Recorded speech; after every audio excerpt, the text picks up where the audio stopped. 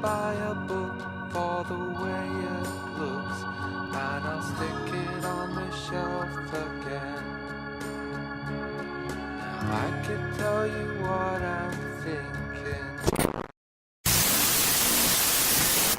Planning a break is such a tricky thing, because you move to the country, she comes back again, and then you move to the city, but she goes abroad.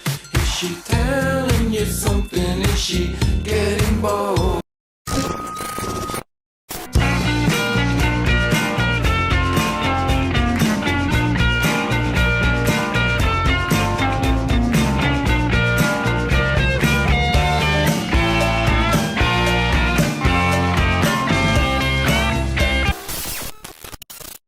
Thanks for stopping by. Today we're doing something different, breaking the rules, showing CDs. This is my Belle and Sebastian Japanese CD collection.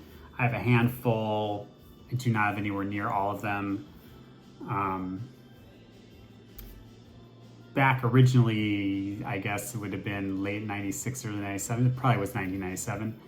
I was fairly religious about buying all formats of all Belle and Sebastian releases. So multiple copies, needless multiple copies of things.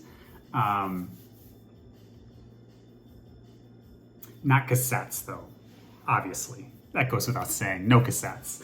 I did have the If You're Feeling Sinister Advance cassette that I think came, it was like a white label promo from the Enclave, the label that album originally came out on in the United States. I think that's probably the only cassette, Belle and Sebastian cassette, that I ever had. So nonetheless, I've done this, a more comprehensive, multi-format Belle and Sebastian video. This is not going to be that. This is just gonna be Japanese CDs. And I'm not, these are, so there's a few things here. Some of these are not opened. So they're all in plastic they all have obies. I'm not gonna show the Japanese lyric insert. That would take forever. This is gonna take a long time anyway. And I'm not gonna, I was gonna take them all out of the plastic as a courtesy and then show, like, be more comprehensive in what I'm showing, but while I don't have all of them, I have enough that this is already a little bit ridiculous. And let's be honest here, if you're watching this, you probably already, are familiar with Belle and Sebastian. So I'm just gonna rifle through them. I'm gonna show them in the order of the original release. Some of these Japanese things didn't come out. Definitely, like the first Tiger Milk did not come out in Japan in 1996, but I'm going to show it first because this is their first album. So you catch my drift. So anyway, this is Tiger Milk, as I was just mentioning. This is going to be ridiculous with the obies. So yeah, 1996 debut LP that was originally released only on vinyl, in an edition of 1000 that was made as a school project at their college, Stow, that's how you say, Stow College. Album it's on the 1001 albums you must hear before you die. It's in that book. Classic debut LP, one of the best albums of the 90s.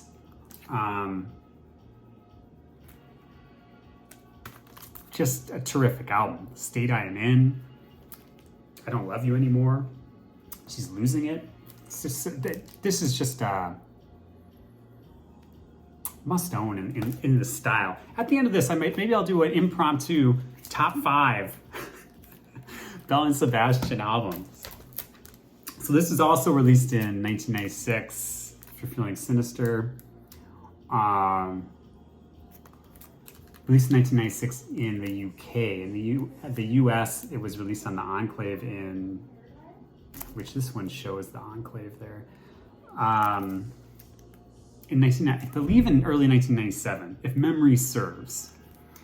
So again, this is, I Another one that's in the book 1001 Albums You Need to Hear Before You Die.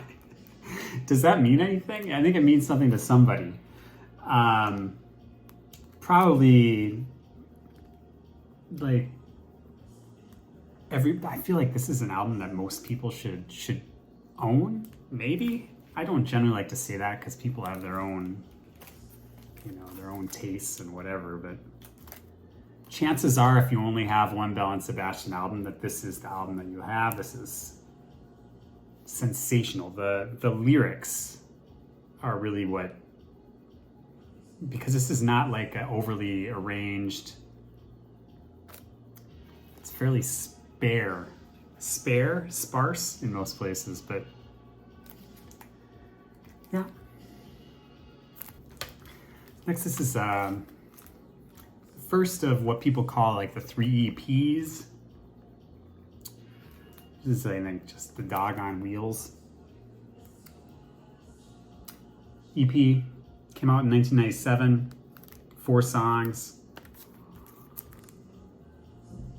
I think that the music on here actually really predates the band, predates Tiger Milk.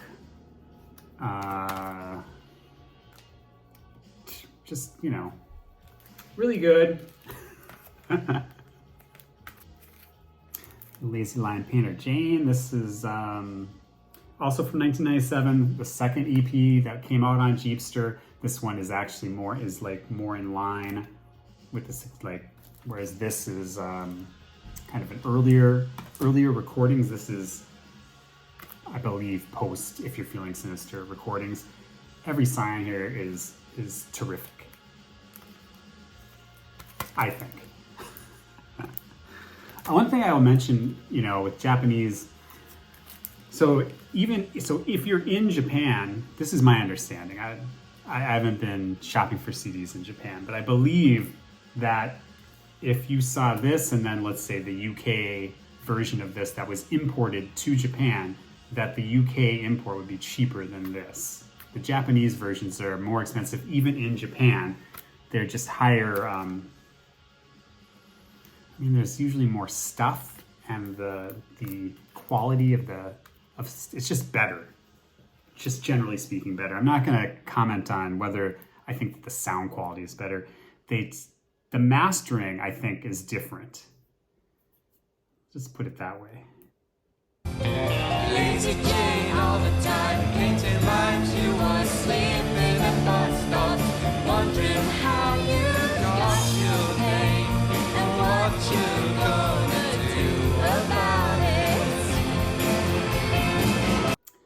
But the reason what I was intending to say was they tend to put bonus tracks on the Japanese editions to encourage people to buy them. So this is even in Japan, to encourage them to buy them over the cheaper imported CD copies. But often in this, so far there's been, all these are not, they don't have anything extra. Some of them do, but generally they don't. And I think that's why these are not super difficult. I don't think these are super difficult to come by if you seek them out. Okay, the third EP, 369 Seconds of Light.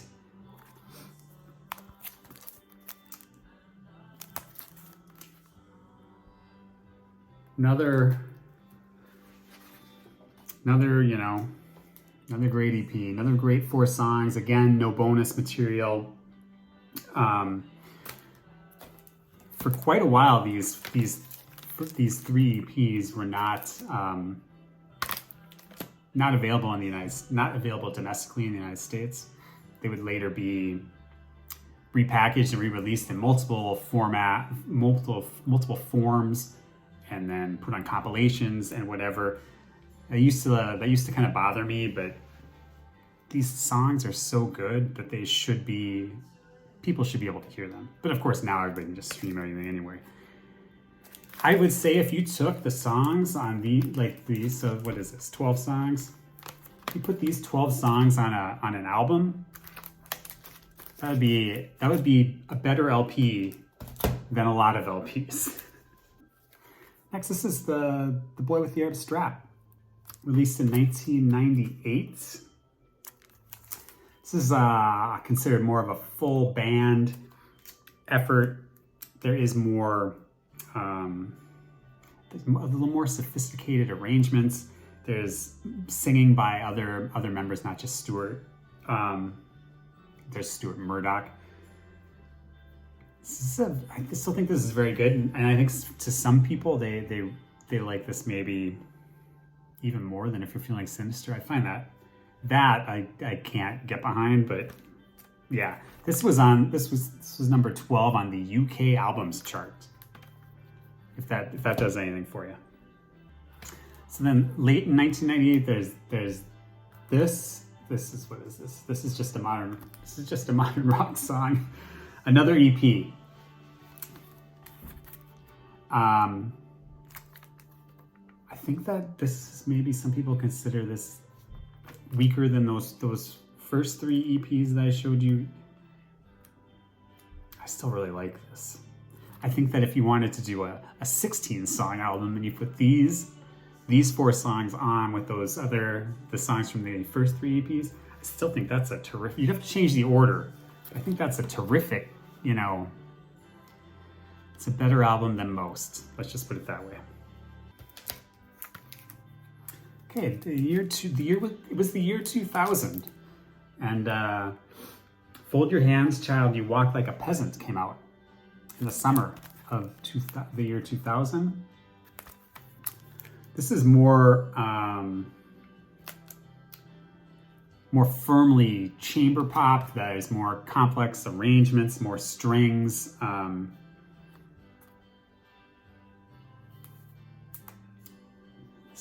Solid outing. This is number 10 on the UK albums charts and number 80 on the US album charts. Next, this is often considered their first single, because one thing I didn't mention is on the earlier albums, they didn't release singles from them. They did just here's the album, and then they would release EPs that did not contain, generally speaking, not contain songs from the albums. Until here, well, this is not on an album, but it's a single as opposed to an EP, I guess. Legal Man, Judy is a Dick Slap, and which is a great song title, and then Winter Whiskey. This is not opened, so it's in double plastic. So that might get some abnormal glare. This was number 15 on the UK album charts. Kind of has a girl group vibe. Yeah, Stuart David on lead vocals right before he left the band. Good single.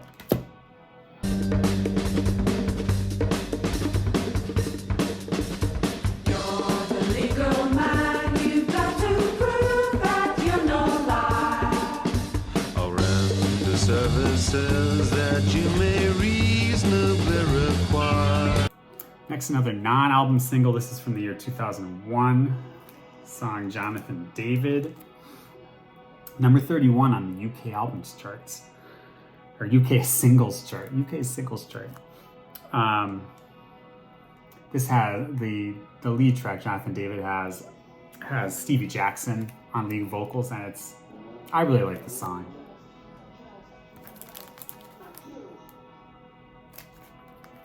Visions of love recollected.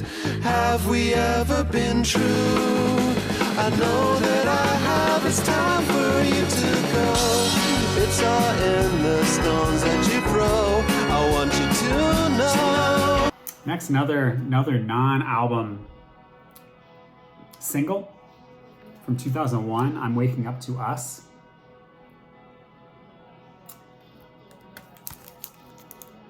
A great photo of Isabel on the back. This was number 39 on the UK album or UK singles chart. Yeah. Next, this is a single from 2003. This is apparently, and This is the first time they had a single, they released a single that was an album track. So this is the single for Step Into My Office Baby, 2003. The track Step Into My Office Baby is on Dear Catastrophe Waitress. It has the Roxanne from Veronica Falls. I can't remember. Is that her? I think that's her. Really good single. Number 32 on the UK singles chart. We need to talk. Step into my office, baby. I didn't mention that this it does have an extra thing. It has the video. It has the video for the song on here, which I don't believe that. I can't remember, but this has it says it's an extra. I'm going to call it an extra. So next, 2000, also in 2003, the album Dear Catastrophe Waitress. This is the first album that I believe they released on Rough Trade Records. I think you may notice that there's been stuff missing. I think that the storytelling LP, the like soundtrack thing, would have been before this, if I remember correctly. I don't have that in a Japanese CD. So this has a definite move towards, I think I would call a more pop sound versus the earlier stuff. That's even a kind of a weird thing to say. It's definitely a indie pop record for sure. I feel like maybe a lot of people who were fans earlier at this point maybe were becoming more either already were turned off or were becoming turned off to the change. This is I really like this though. This is number 21 on the UK albums charts and number 84 on the US album charts. Next, this is the second single from Dear Catastrophe Waitress, I'm a Cuckoo. Released in 2004. The Japanese edition here has the bonus video on here, which I believe is exclusive. You know, the song I'm a Cuckoo has, you know, nods to Thin Lizzy, even mentions Thin Lizzy. This is number 14 on the UK singles chart. I'd rather be in Tokyo. I'd rather listen to Thin Lizzy and watch the Sunday Gang in Harajuku. There's something wrong with me. I'm a cuckoo. Next, in 2004, they released this EP called Books, which has 6 tracks, and then it looks like this has additional bonus material. I take it exclusive to the Japanese edition, which has the Wrapped Up in Books video. Wrapped Up in Books was also on Dear Catastrophe Waitress, but isn't necessarily this isn't a single for that. It just happens to also be on here, the song. I probably should have been more prepared on what's the bonus stuff and what isn't. There's a cartoon gallery. There's a game, a Wrapped Up in Books game. What are you gonna do? What are you gonna do? I think that I don't know. There's a Young Marble Giants cover, right? Final Day. I really like this. I think that this is even more erodes some of the earlier fan base. Your cover's blown, more of a dancey kind of thing, and foreshadows what's coming. And now we're almost to the end here. Like I said, I don't have anywhere near everything, and as you can see, it's not a whole lot here really. I have, because I think I'm starting to like lose track of, there's things missing, there's holes, there's lots of holes. Lots of holes. Yeah, anyway, this is the Funny Little Frog single, which I believe is the second single from the next album, which I'm showing next, The Life Pursuit. Again, I think this has some videos. It'd be something if I was, you know, a little, maybe just a little bit more prepared. That would be something. I gotta do it. Oh no, it's not open. So this one's also sealed. I can't see. So I think it has the Funny Little Frog video, and then it has Lazy Lion, Painter Jane live somewhere. So the problem is that, as you can see, they're covered by the obi, and then what's on the obi is in Japanese. And, you know, I can't read Japanese. I'm just going to come right out and say it. I cannot read Japanese. But yeah, I'm thinking this is what's happening. Number 25 on the UK singles chart.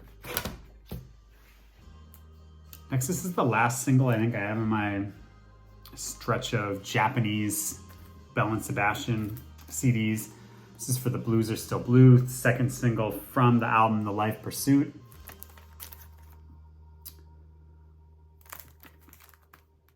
This one has some bonus material. Again, it's videos. The Blues Are Still Blue. The promo video for The Blues Are Still Blue, and then Roy Walker live at the Botanics video. Came in, charted at number 25 on the UK singles chart. Okay, this one is actually does have significant bonus material. This is the 2006 album called The Life Pursuit, which is a number 8 on the UK album chart, which is their highest charting album there. It was number 65 on the US albums chart. This has a CD and then also a DVD. Live at the BBC DVD. Yeah, something like that.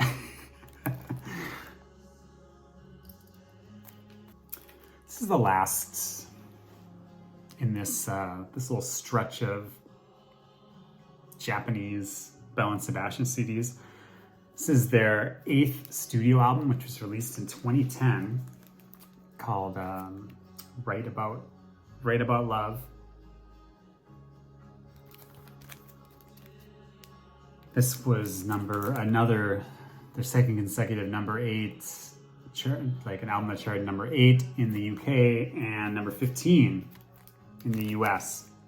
Do I know what I'm doing here? Anyway, I think maybe a little bit of a drop off from some of the what had been happening, but I think there's still some really good songs on here, which if I could see them listed, I might mention some of them, but I can't. I'm not gonna open it.